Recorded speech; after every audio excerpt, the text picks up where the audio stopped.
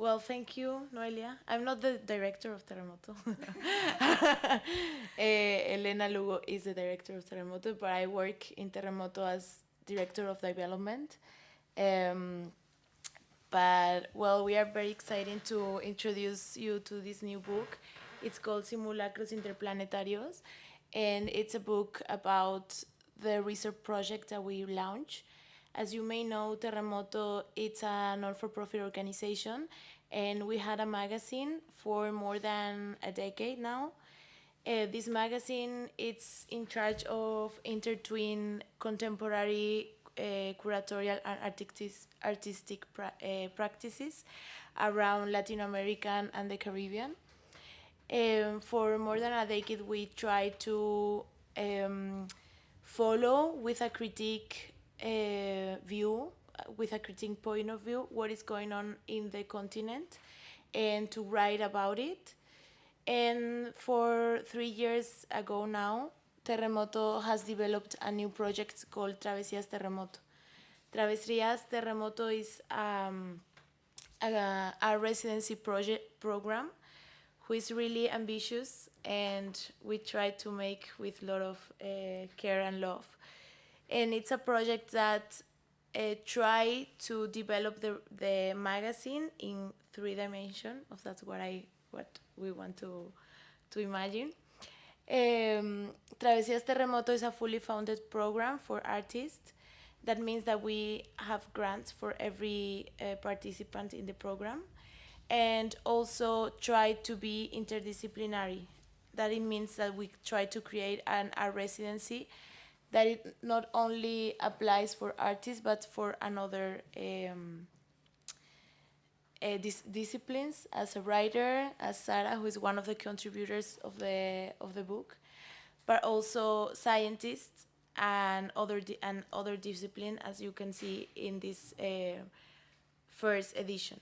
Well, we try to combine both. We are still doing the magazine, but after the pandemic, we realized that things have to change a little bit, and the necessities of the artistic scene were completely different. So we tried to make a new program who is more face by face somehow, and we tried to make this artistic residency for really try to be there for the artists and what the needs of the artists are. In Latin America, it's really difficult to have a residency that allows you to travel to another country of Latin America. It's relatively easy to go to Europe or the United States, but if you ask an artist from Mexico how many residencies they can apply for go to Peru, there will be 0, more or less, because the interconnections between countries are really, really difficult, and also especially if you consider the conditions and infrastructures and also the foundings of those projects. So that's a thing that we want to try to develop better. And also, and for introducing Sara, we are trying to do residencies who just not talk about art for art, but they develop different topics as the magazine does. So the magazine will develop a topic for an issue, for every issue, and the residency will develop one topic for every volume of the residency. And this first one was in the Sonoran Desert, and it will talk about cosmic science and how they interact with art. So I don't know, Sara, if you want to talk us a little bit more about your contribution in the book. Yes. Well, first of all, Vero, thank you so much for this kind introduction and invitation to talk about the book project. I did not participate in the residency, and the book itself contains a series of contributors that also did not participate. So what I love about this book is that it's a bit of everything. It is the exercise of a magazine that goes beyond its borders to print matter into a physical space, a residency program, and then it kind of captures some of that energy and then brings it back to the print matter to the paper, to the pages.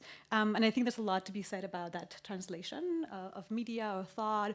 But in the end, something that I find really inspiring, which is this form of adaptation, of thinking really what are the kinds of projects that are artist-centric, and they're more than anything are really building on an interdisciplinary kind of approach to artistic research that enable and catalyzes a lot of artists to think together, to think with territory, to think also beyond the discipline. So I think that also to the point of residencies,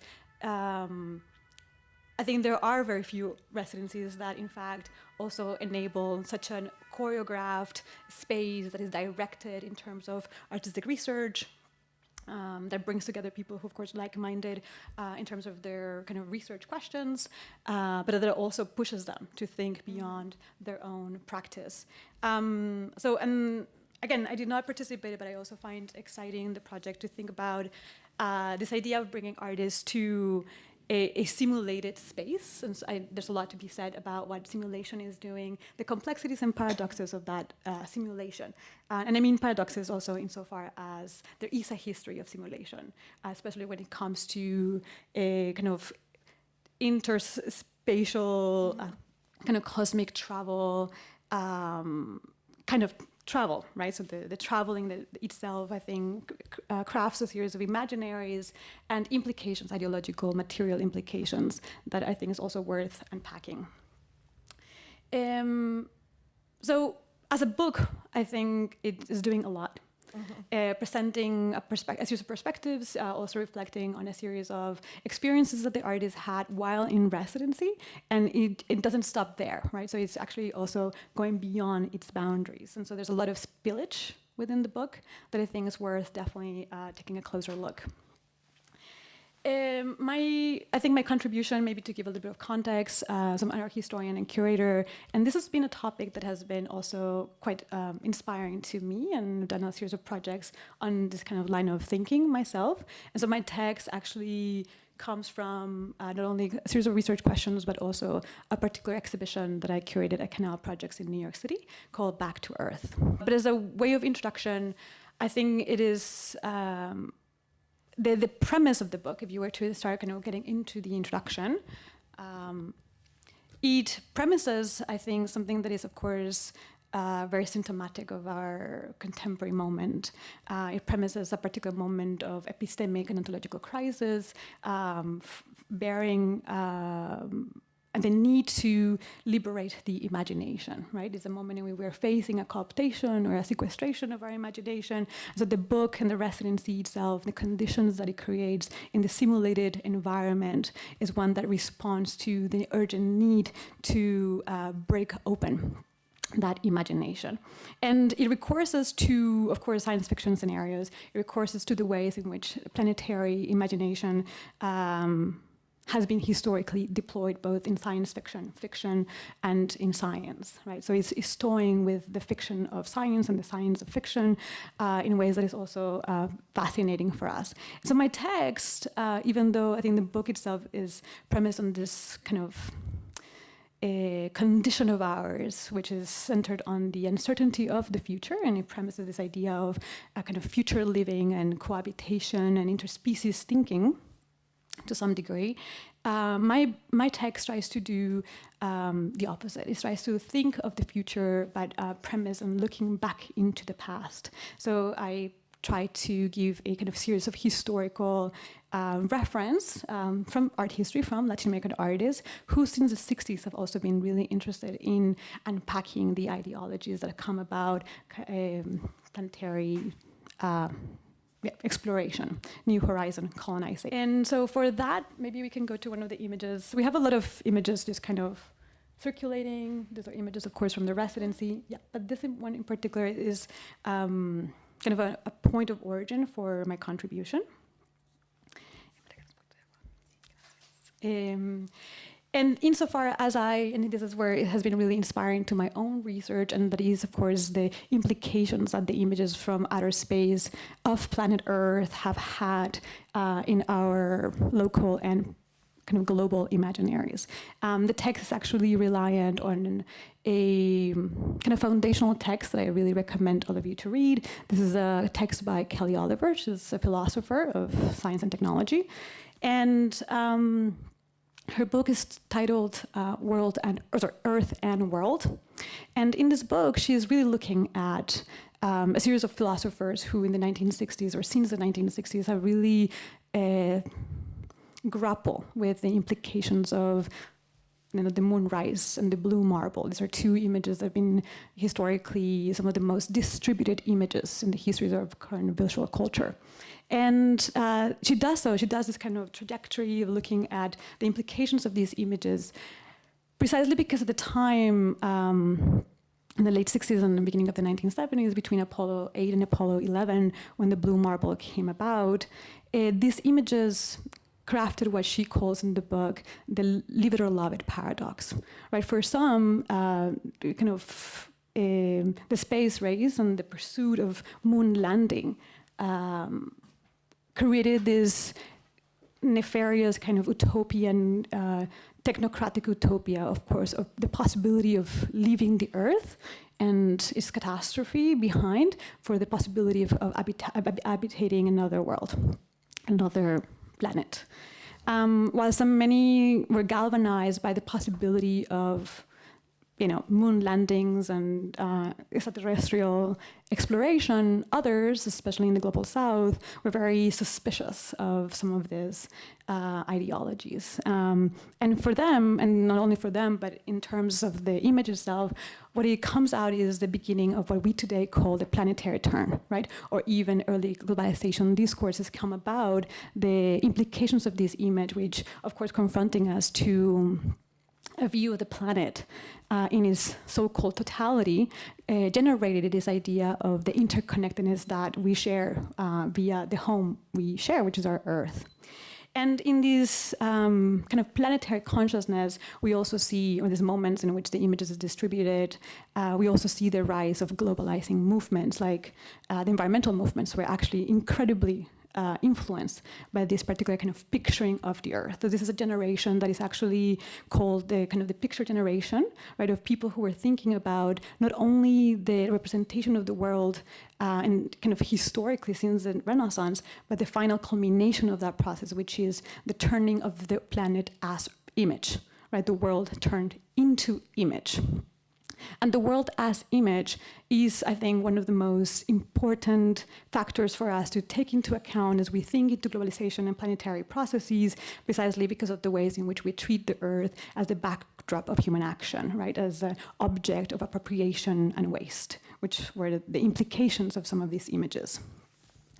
And I bring all of this kind of historical context into being precisely because one of the things that results really from Kelly Oliver's analysis is a larger question. And in her kind of critique of the live it or love it paradox, she's really thinking across the ways in which Earth and world seem to signify similar things and yet are, of course, two different projects.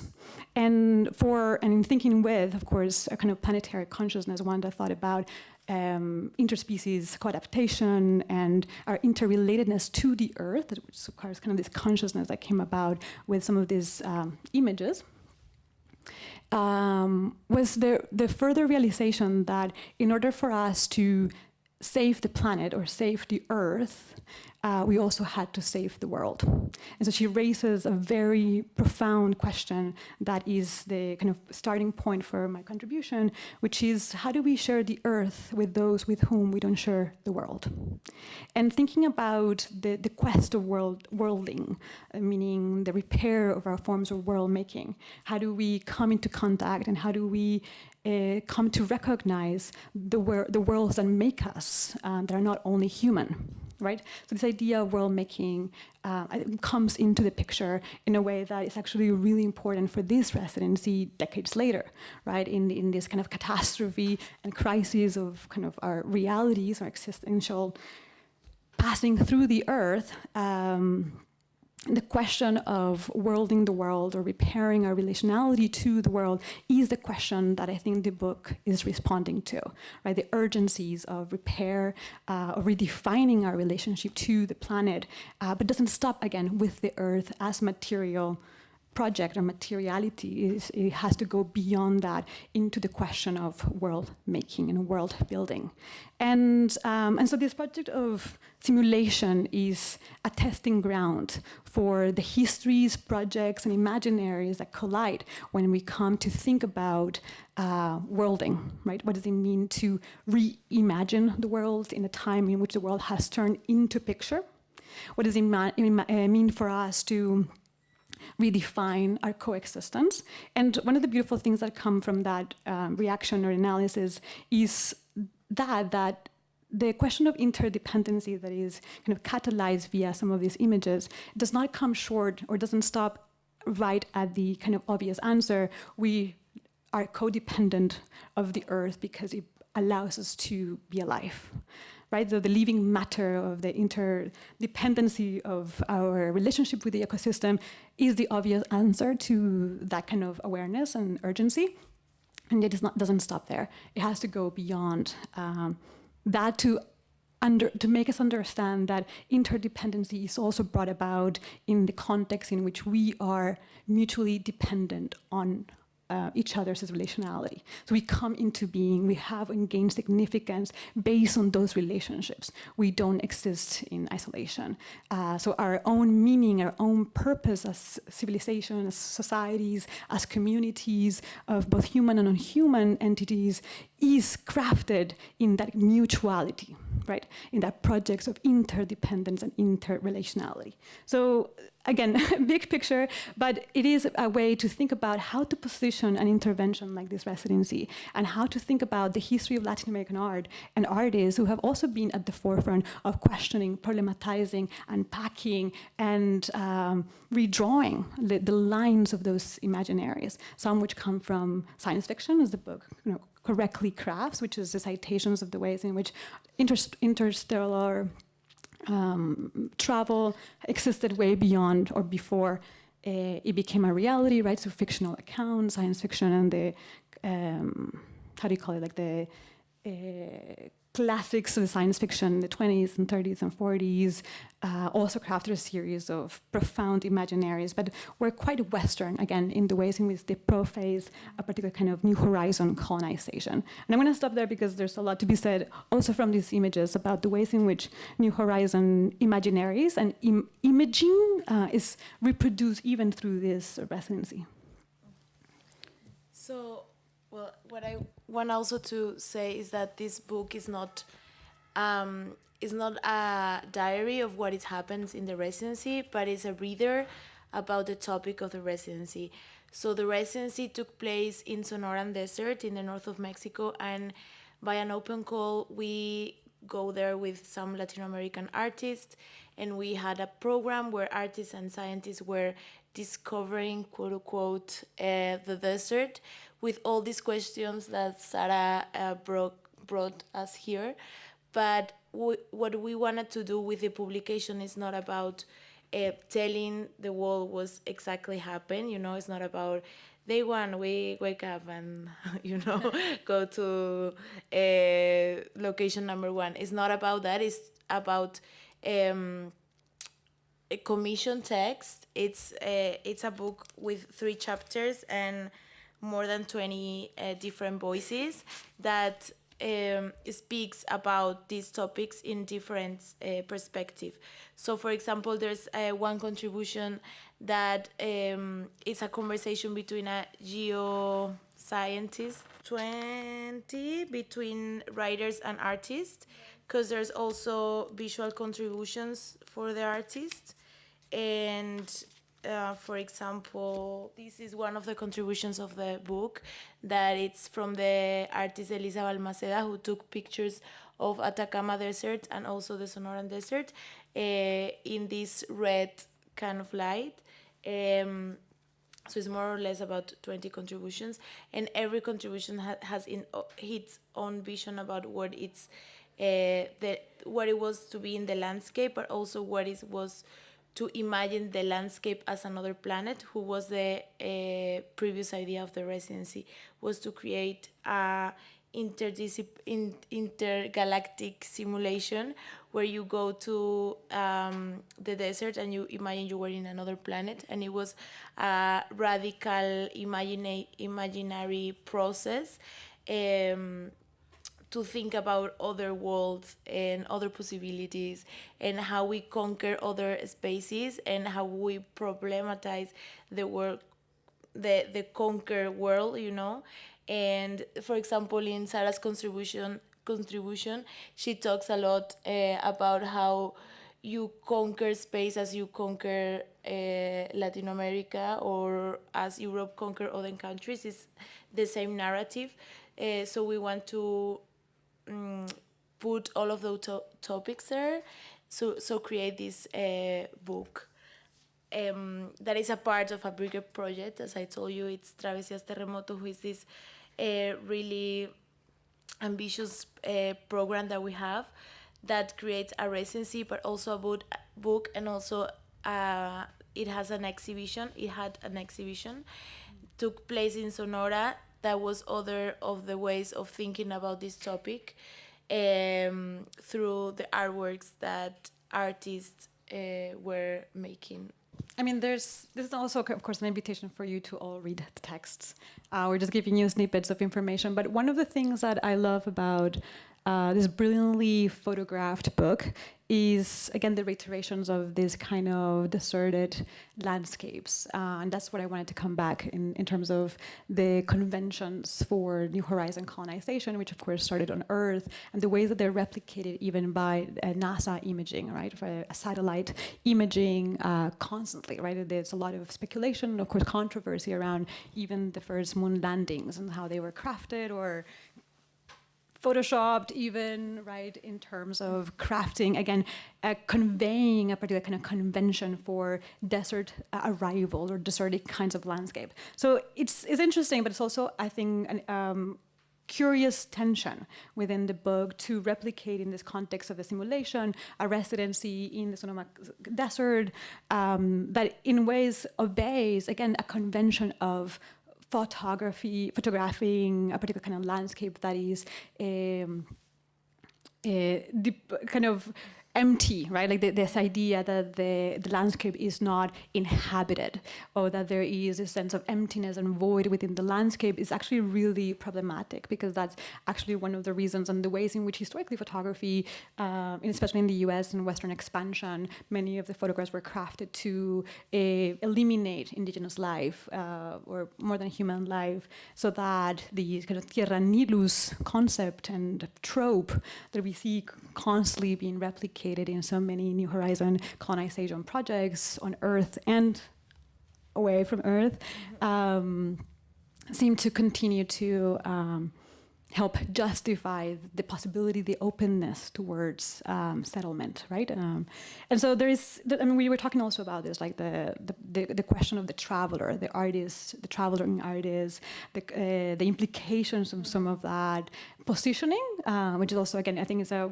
worthwhile kind of tension to explore, in that there is so much about a situated and a need and urgency for situated knowledge, which is, I think, also where the residency project comes into being, to craft, again, a choreographed space where there is a close connection, a deep connection to a particular kind of territory, in this particular case, the Sonoma Desert. And so the premise is precisely this kind of quote-unquote return to Earth, right? This back to Earth project, this situated knowledge that happens within within place, right? And that deep knowledge and awareness of placedness is something that, again, the residency / project is kind of, in my intuition, again, I'm not the designer of this, but in kind of intuiting from what went into this, a kind of a desire, right, of thinking with place or from place. And yet the complexities of that lack of direction, I think we're all part of that. I don't know that it's a complex, I think, thing to deal with, which is how do we craft spaces for situated knowledge? How do we craft kind of grounded, rooted forms of knowledge exchange and collaborative knowledge production when the conditions and the formats of the art world also, premise a particular kind of temporality of quickness, fastness, and kind of temporary passing. So I love to see these images of desert too, and compare them. Maybe I wasn't here for the full panel just before us, but the history of photography, right? And the history in which photographic deserted spaces are also a trope in the ways in which New Horizon colonization gets represented and deployed. Yeah, something really... well, I want to say like two things. One is that we have a text here in the book who speaks about this idea of art residency and the needs of travel that we have nowadays, because, art residency has become like something that every artist has to do, at least one a year. But is this, the text speaks about why this necessity and how it become a problem, because tourism is it's a problem, and people moving to one country to another is a problem in so many levels and ways. And then why art and contemporary art became with the solution of art residency, and it was like the last, solution that everyone has to do it. And it's like a really interesting text that you can read it here, because it puts the problematics of this moving back and forth. That's one of the things that I wanted to say, but also the things that you were telling to us now about how this imaginary of the lands who has nothing allows the narrative to conquer this land and do whatever you want with them. Desert has these ideas of a land who you can go and no one's gonna be there, but it's not true, of course, first at all. And second, the Sonoran Desert, it's a really complex context because it's in the north of Mexico. Narco traffic is there like everywhere, and it's a reality that you need to go through. Even when you land in the plane and then you go where the residency was, there were like several stops of the police, and they you have to go down, then they look to the car, etc. So it's like a really it was a crash between what we want to do, that is imagine other worlds and possibilities, and then you go in the car and then you have to stop because they're gonna look if you have something in the car or not. And also when we were in the top, because this desert is formed by volcanoes, as almost all Mexico, and then you can go up into the top of the volcanoes, and then you will see like a line in your horizon, and this line is the wall of Trump. And it's crazy because they told us how animals cannot interact anymore between the north of the desert and the south of the desert because of this wall. And scientists have to create programs where they pick up some animals and they kind of change it so they can interact one population to another, because if not they are gonna not be able to genetically mixed. But that's super crazy because you think that you can put a wall in the middle of the desert and no, nothing is gonna happen, because who lives in a desert, and which animal is gonna live in a desert? But it's a huge problem in terms of ecology. So yeah, that's one of the things that we learned while we were in the desert, how this narrative of an empty space is never true, and how we realize that we imagine planets out there with like an empty space. But actually, it's really interesting because there's also, I mean, Mary Louise Pratt, Imperial Eyes, the Traveling Writers and the Transculturation, which is a very important reference. Is another author who has really cited, on the, even earlier than the space race, the ways in which a kind of planetary imaging was being built through imperialism, and the ways in which that gaze is constructed historically through the need to appropriate and consume the world as image. And I think a lot about it, again, I want to come back to images because also being an artist residency, I think we're confronted by the ways in which artists are also reimagining, again, some of these kind of planetary tropes. And for me, one of the most important reference to this project is also Ronaldo Vázquez, who's like an decolonial scholar, and he has this incredible quotation, which I'm going to take the freedom to invoke him in this conversation and just read briefly from his writings. And so in terms and in context of his analysis of the blue marble, Vázquez writes, quote, "On December 7, 1972, the Apollo 17 crew took the first photograph of Earth, blue marble. The photograph accomplishes the Renaissance geographer's dream of reducing planet Earth to an object of representation. It is a moment in which the anthropocenic gaze achieves, as it were, its historical completion, the absurdity of its totality. The conception of Earth as prison, the will to emancipate the human from Earth, and the reduction of Earth to representation are all expressions of modernity's world as artifice, its anthropocentrism, and its loss of Earth as relation. Blue marble signifies the transmogrification of Earth into an object of appropriation, representation, consumption, and waste. It signifies the forgetfulness of Earth as grounding precedents." And I go back to that quote over and over again in my work for the various things that he said, but one of them is the ways in which he characterizes this idea of earthlessness, right? Going back again to Kelly Oliver and making this distinction between earth and world, which is also the history of visual culture, the history of our own kind of Cartesian need to separate ourselves from earth. In fact, argues Ronaldo, comes into a full completion in the arrival of these images in the 1970s. So we are decades away from this, and what we're seeing is, again, the continuation of this transformation of the Earth as picture. But it also, I think, in the text where this quote is cited from, also an urgent call to earthliness, right, to this return to Earth. And one of the things that I wanted to say, despite the tensions and problematics that we find in the residency or in the very idea of simulating outer space travel or this kind of extreme conditions for emulating something like lunar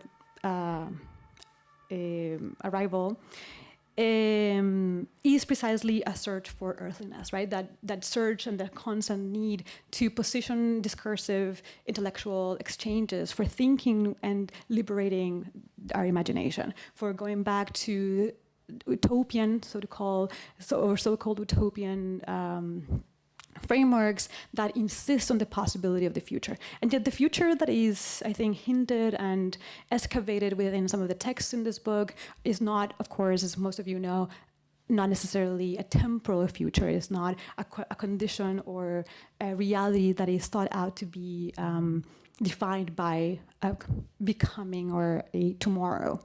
Instead, it is calling upon the future as a space of alternative spaces. And I wanted to go deeper even into more historical kind of nuances in the question of the future that is echoed within the book, to also underscore that, again, Latin America has a very particular definition or a particular kind of relationship to futurology and future imagining or the possibility of the future, in that, especially when we talk about this kind of New Horizon colonization projects, because of one of its myths of origin, right, the so-called discovery of America, crafted precisely the Americas as a site of the future. And it did so in an attempt to, sorry, my hair, this particular kind of equation of Latin America with the future came about precisely in a moment in which, from a European perspective, there was a three-world part system. Europe, Africa, and Asia. And the discovery, so-called discovery of the Americas, signified a place that was both behind time and altogether outside of history. And that did not mean a lagging behind time in that there's a belatedness, even though that has become a trope of European thinking vis-a-vis the Americas. But this behind time and altogether outside of history is a simultaneity of time that is actually redefined by an ulterior space, a place before history, before time, before modernity. Again, it doesn't mean unmodern, it just means the beginning. The beginning before the beginning. And so it's actually really interesting because some of the historical citations that we can make about Latin American science fiction even go back to what, for example, in Amauta magazine, authors called the New World Avant-Garde. The New World Avant-Garde, if you were to translate that in simple terms, would be the avant-garde of the avant-garde, the future of the future, right? This moment or this imagination or this possibility that the Americas as site, as location, as ulterior space signifies the possibility of something that is not what we already know, right? A side of the unknowns, which is also what this belatedness or behind time actually signifies without going into the real answer, which is a Christian answer.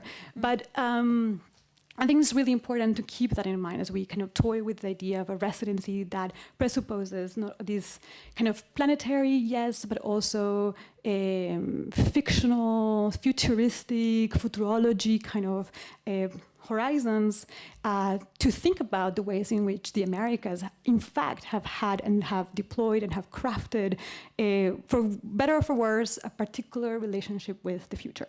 And to understand what that future as place could mean is something that I think is also comes across many of the projects, which is, again, this constant search for an ulterior space, meaning another way of world making, another way of bringing the world into being. Thank you. Thank you for super interesting talk and introduction to Terremoto's art residency. I feel, well, actually it's north of Mexico, but it's also north of Latin America, right? It's like the frontier for us, for all of us, so it's very interesting. I would love to know how you select your artists, how many artists are, residents at the same time, how long the residency lasts, if there's scholarship or grant, or does it have a cost for the artist? How does it work? I work with Central American artists. So. Well, the residency is by an open call. For this first residency, we received more than 900 applicants. And it was space just for 5 artists. And that's because we fully fund the program for the artists. So we make a scholarship for 100%. Even flights are included. Programming, meals, transportation. But also we have a budget for production for the artists. And we made the book with the contributions, and also the exhibition. So it's a really big project that needs a lot of resources.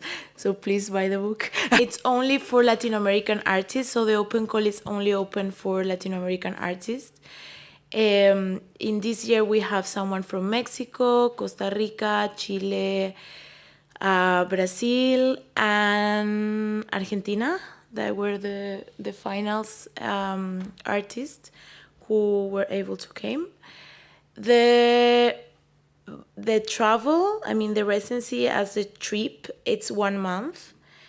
But we conceive the program as a whole volume, that it is like 1 year since the open call, and then the selection of the artists and the travel with the program, because during the travel, the artist has the visiting of 10 different scientists, and then the publication of the book and the exhibition.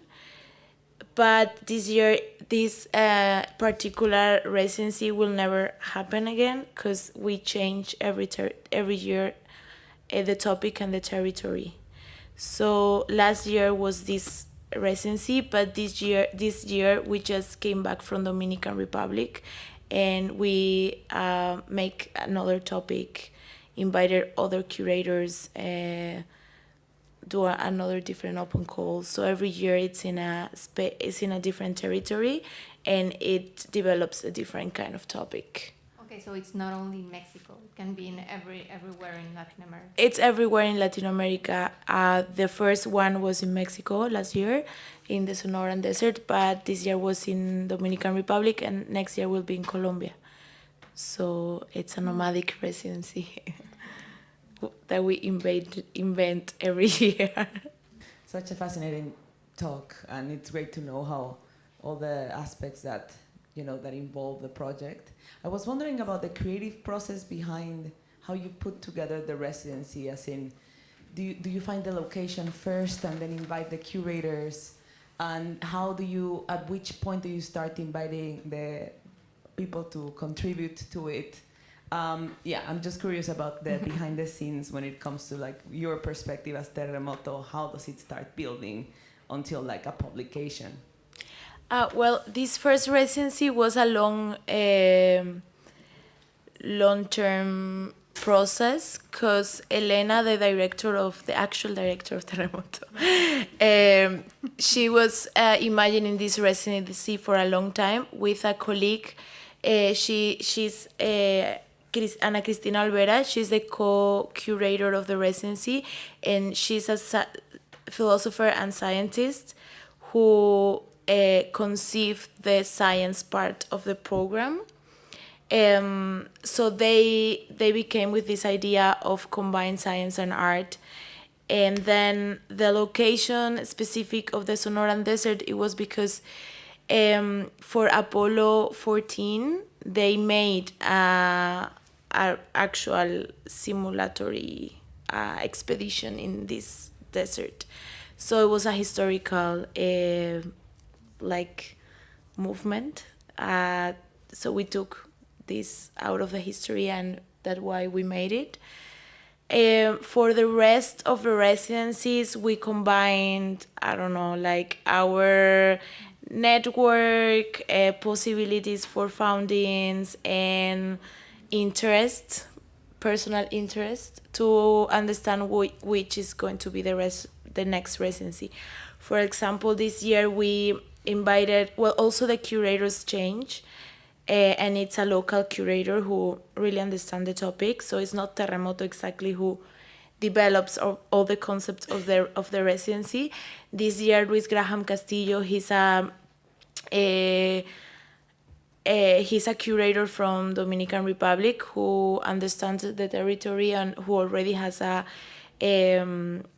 long research there, curate the residency. And the topic was a completely different one. It was about the history of the Caribbean and the intertwine between the magical thinking and the historical aspects of the island. And it was a totally different project. But yeah, I can say that it's a really imaginative process at the first time, but also it's a really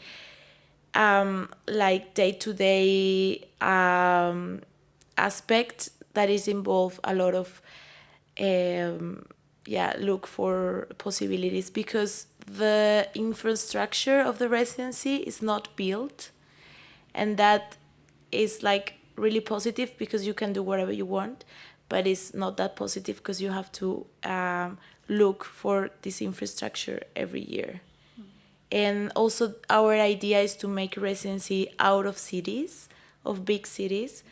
So the Sonora, you cannot imagine how difficult it is to make a residency because there's no place to stay at first. We spend a lot of money in transportation because the territory is huge and you can make a lot of kilometers just to go to one place to another.